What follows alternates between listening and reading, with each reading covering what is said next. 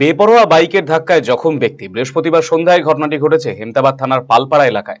ঘটনায় বাইক সহ বাইক চালককে আটক করে তদন্ত শুরু করলো হেমতাবাদ থানা পুলিশ। জানা গেছে জখম ব্যক্তির নাম গোপাল সরকার। বৃহস্পতিবার সন্ধ্যায় ওই ব্যক্তি নিজের বাড়ির সামনে রাজ্য সড়কের ধারে হাঁটছিলেন। সেই সময় কালিয়াগঞ্জ থেকে রায়গঞ্জ মুখে একটি বাইক ওই ব্যক্তিকে সজোরে ধাক্কা মারে।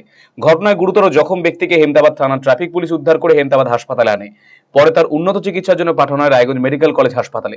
হেমতাবাদ থানার ট্রাফিক ওসি পবন দাস এলাকায় পৌঁছে বাইক সহ চালককে আটক করেছেন।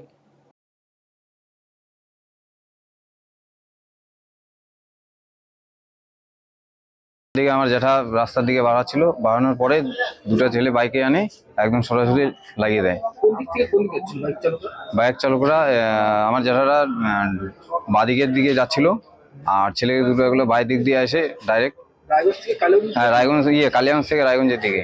আপনার কাকার নাম? গোপাল সরকার। এমনি এখন গুরুতর অবস্থায় আছে, এখন রায়গঞ্জে রেফার করা হচ্ছে, ওখানে নিয়ে যায় দেখা কি হচ্ছে এখন। পুলিশ এসছে? হ্যাঁ পুলিশ এসেছে, বাইক চালকদের আটকাচ্ছে, দুজন ছিল।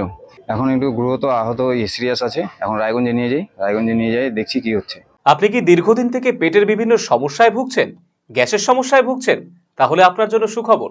এখন থেকে প্রতি মাসের নির্দিষ্ট দিনে দিশারি হেলথ কেয়ার রায়গঞ্জ শাখায় নিয়মিত বসছেন হায়দ্রাবাদ থেকে আগত বিশিষ্ট গ্যাস্ট্রোএন্টারোলজিস্ট ডক্টর রবি কিরণ পেরুমাল্লা।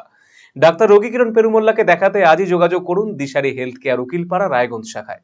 যোগাযোগ করুন 7477785509, 7477785512 এই নম্বরে।